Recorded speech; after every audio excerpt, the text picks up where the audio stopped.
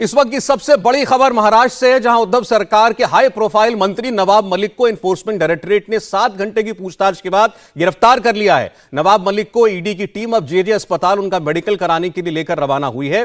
मामला money laundering का है, अंडरवर्ल्ड से कनेक्शन का है, जिसके लिए आज नवाब मलिक को उनके घर से लेकर के आई थी ईडी, जिसके बाद उन्हें अब गिरफ्तार कर लिया गया। थोड़ी देर पहले नवाब मलिक की गिरफ्तारी के विरोध में मुंबई में एनसीपी के कार्यकर्ताओं ने अब जबरदस्त प्रदर्शन जो है वो शुरू कर दिया है।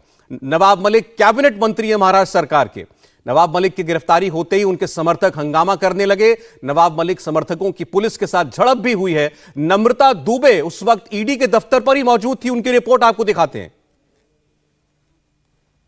कई घंटों की लंबी पूछताछ के बाद मंत्री नवाब मलिक को गिरफ्तार कर लिया गया है, जिसके बाद एनसीपी दफ्तर के बाहर एनसीपी कार्यकर्ताओं की जबरदस्त भीड़ जो है वो देखने मिल रहे। कार्यकर्ता काफी आक्रामक तौर पर नजर आ रहे हैं।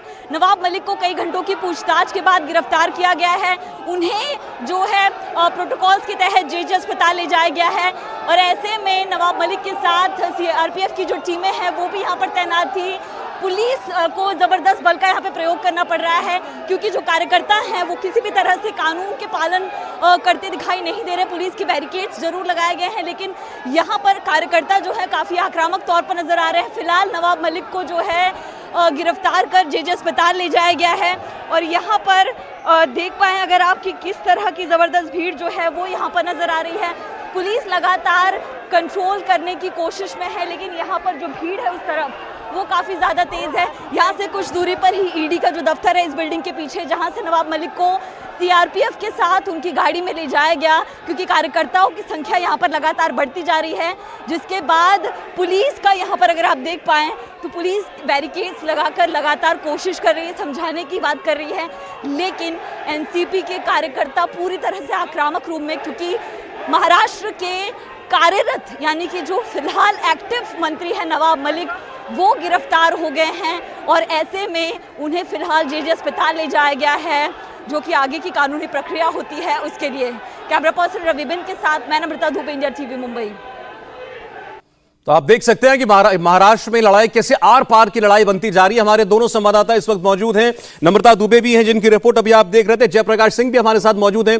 जयप्रकाश, फिर से आपसे समझना चाहते हैं क्या मामला है जिसमें ईडी ने उनको इतनी लंबी पूछताछ के बाद गिरफ्तार किया? इसमें अंडरवर्ल्ड का नाम कहां से आ रहा है? देखिए सौरभ, दो अलग अलग मामले हैं, मैं आपको बताना चाहूंगा। दो अलग अलग मामले हैं। पहला तो कुर्ला की जो नूर मंजिल है जहां नवाब मलिक रहते हैं सालों से, उसके बगल में एक जमीन है। वो जमीन 1993 के एक बम धमाके के जो आरोपी हैं उनके परिवार की कस्टडी में थी, जो 30 लाख रुपए में नवाब मलिक ने खरीदी थी। नवाब मलिक का यह कहना है कि सुल्तान नाम के, जो मोहम्मद सुल्तान नाम के वो 93 ब्लास्ट के आरोपी हैं, उनकी जमीन तब उन्होंने खरीदी जब उनको जो है सजा नहीं लगी थी, यानी कि सजा लगने के पहले यह जमीन उन्होंने उनके परिवार से खरीदी। और क्योंकि उनके परिवार की कस्टडी में जमीन का बहुत बड़ा हिस्सा नहीं था, एक छोटा सा टुकड़ा था और उस टुकड़े को उन्होंने खरीदा है अलग अलग सर्वे नंबर की। वहां पे 7 सर्वे की अलग अलग जमीनें थी जिसको नवाब मलिक के परिवार ने खरीदा था। लेकिन यहां सबसे बड़ा मामला तब उठा जब देवेंद्र फडणवीस ने प्रेस कॉन्फ्रेंस ली और उन्होंने यह आरोप लगाया कि अंडरवर्ल्ड की जमीन, अंडरवर्ल्ड का पैसा साठगांठ करने का नवाब मलिक, जो महाराष्ट्र के कैबिनेट मंत्री हैं, उन पर सीधा आरोप है। इस आरोप का जवाब नवाब मलिक ने दिया था कि देवेंद्र फडणवीस के जो दूसरे काले पैसों के कारनामे हैं उनका वो खुलासा करेंगे। लेकिन ये नवंबर 2021 की बात थी। आज जब फरवरी 2022 में हम खड़े हैं तो यहाँ पर ईडी की जो टीम है वो नवाब मलिक के घर पहुंचती है सुबह करीब 5:30 बजे और वहां नवाब मलिक को अपनी कस्टडी में लेकर उन्हें ईडी के बेलाड पियर के दफ्तर ले आती है, जहां मैं खड़ा हूं। करीब 35 किलोमीटर का ये सफर है जो तय करके ईडी यहां ले आती है और 7:30 पौने 8 बजे जो पूछताछ है नवाब मलिक की वो शुरू होती है और करीब 3:15 बजे तक पूछताछ चलती है लगातार नॉन स्टॉप। इस बीच में नवाब मलिक की जो बेटी है नीलोफर, उनको मिलने नहीं दिया जाता, नवाब मलिक के दामाद को मिलने नहीं दिया जाता और ईडी उन्हें पूछताछ के बाद जब ईडी को जो संतुष्ट जवाब नहीं मिलता है, जो डॉक्यूमेंट्स ईडी ने पहले ही पूरी अपनी जांच करके अपने पास रखा हुआ था, वो डॉक्यूमेंट्स पर नवाब मलिक जवाब नहीं दे पाते तो उनको गिरफ्तार करती है और गिरफ्तार करके जेजे हॉस्पिटल ले जाती है, जहां जेजे हॉस्पिटल में उनका मेडिकल करवाया जाएगा और उसके बाद सेशंस कोर्ट में जो मुंबई की ईडी की अदालत है वहां उनको पेश किया जाएगा। लेकिन सबसे महत्वपूर्ण दूसरा पॉइंट है, दूसरा पहलू है, पिछले करीब 10 दिन पहले मुंबई के साउथ मुंबई की डोंगरी, पायधुनी, नागपाड़ा और अगल बगल के इलाकों में ईडी की करीब 9 टीमें लगातार छापेमारी करती हैं। ये छापेमारी इकबाल कासकर जो दाऊद इब्राहिम कासकर के भाई हैं उनके घर पर होती है, हसीना कासकर के घर पर होती है, और जो दूसरे सलीम फ्रूट वाला जो एक रिश्तेदार हैं छोटा शकील के, उनके घर पर होती है। और सलीम फ्रूट वाला को इसमें डिटेन किया जाता है, एक बिल्डर को डिटेन किया जाता है, और ये आरोप लगता है कि इसमें अंडरवर्ल्ड का काला पैसा लगा था। दाऊद इब्राहिम कासकर की जो गैंग है उसका काला पैसा। इस पर अब पॉलिटिकल रिएक्शन आना शुरू हो गए। जयप्रकाश और महाराष्ट्र सरकार के एक और मंत्री कांग्रेस पार्टी से जो है अशोक चव्हाण, उनकी बात सुनाते हैं आपको। राजकारण या स्तरावर जाऊन पोहोचलेलं आहे। एकमेकांच्या विरोधामध्ये वाभाडे काढण्याचं काम आणि एकमेकांच्या विरोधात व्यक्तिगत द्वेषारोप आणि अशा पद्धतीने जे सुरू आहे कारवाया, निश्चितच आहे, निश्चित तौर पर ठीक बात नहीं। मंत्री हैं अशोक चव्हाण, पूर्व मुख्यमंत्री भी हैं, मराठी में बोल रहे थे, लेकिन एक बात साफ समझ में आई कि राजनीतिक विद्वेष उसकी वजह से जो है ये सारी कार्रवाई केंद्र सरकार कर रही है और ये पूरी तरह अनुचित है, ये ठीक नहीं है। महाराष्ट्र सरकार इस वक्त बहुत आक्रामक होगी, इसमें कोई शक नहीं है।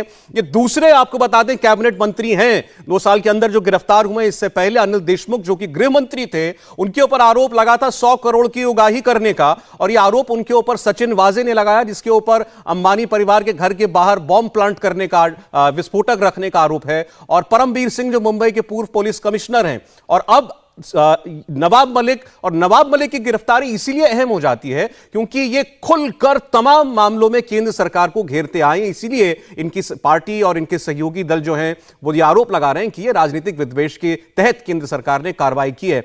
नम्रता ये बताएगा कि अब जैसे आपकी रिपोर्ट हम दिखा रहे थे तो ईडी दफ्तर के बाहर ही इतना हंगामा हो रहा था, एनसीपी के वर्कर्स कर रहे थे, ऐसा तो नहीं है कि अब वो लोग इस मामले को आसानी से छोड़ देंगे, जगह जगह विरोध प्रदर्शन जरूर होंगे। जी बिल्कुल, विरोध प्रदर्शन एनसीपी के दफ्तर के बाहर, ईडी के दफ्तर के बाहर हो रहा था। साथ ही जो एनसीपी के वरिष्ठ नेता है माजिद मेमन, उन्होंने बकायदा प्रेस कॉन्फ्रेंस कर केंद्र सरकार पर निशाना साधा। उन्होंने इसके पीछे जो है केंद्र सरकार को बताया। ऐसे में साफ तौर पर जो भी एनसीपी वर्कर्स हैं, जो भी एनसीपी के बड़े नेता हैं, वो कह रहे हैं कि वो कानूनी लड़ाई भी लड़ेंगे। साथ ही ये जिस तरह का प्रोटेस्ट फिलहाल सिर्फ एनसीपी दफ्तर के पास दिखाई दे रहा है, ईडी दफ्तर के पास दिखाई दे रहा है, वो पूरे महाराष्ट्र में करेंगे। और पूरी तरह से हर तरह से केंद्र सरकार को इसमें घेरा जा रहा है। कहा जा रहा है कि केंद्र सरकार ने 17 साल पुराने केस को उठाया है, जानबूझकर नवाब मलिक को पर निशाना साधा जा रहा है कि वो खुलकर बातें करते हैं। नम्रता, मैं आता हूं आपके पास। बीजेपी नेता किरीट सोमैया की प्रतिक्रिया। अनिल देशमुख के बाद अब नवाब मलिक जेल में रवाना। अनिल परेख को अब इंतजार करना है। उद्धव ठाकरे जी के जो घोटालेबाज नेता मंत्री है, उन सबको घोटाले का हिसाब देना पड़ेगा। कितनी भी दादागिरी, माफियागिरी, पुलिस का दुरुपयोग फिर संजय राउत या उद्धव ठाकरे करेंगे, किरीट सोमैया और भारतीय जनता पार्टी महाराष्ट्र को घोटाले मुक्त करके रहेगी। किरीट सोमैया खुलकर कह रहे हैं कि उद्धव सरकार के जितने भी घोटालेबाज मंत्री हैं उन सब की गिरफ्तारी होगी। अनिल देशमुख जेल में गए, अब उनके बाद नवाब मलिक भी अब जेल की हवा खा रहे हैं। और उन्होंने कहा कि महाराष्ट्र सरकार जो अपना पुलिस तंत्र चला रही थी उसके सामने उनके भ्रष्टाचारी नेताओं और मंत्रियों को बख्शा नहीं जाएगा। बड़ी खबर है आज की, और थोड़ी देर में इसमें बहुत सारी और प्रतिक्रियाएं भी आएंगी। लगातार इस खबर पर इंडिया टीवी कायम है। एक छोटे से ब्रेक के बाद लौटते हैं। इंडिया टीवी हर वक्त हर जगह डाउनलोड करने के लिए सर्च करें India TV news Google play store या ऐप स्टोर पर।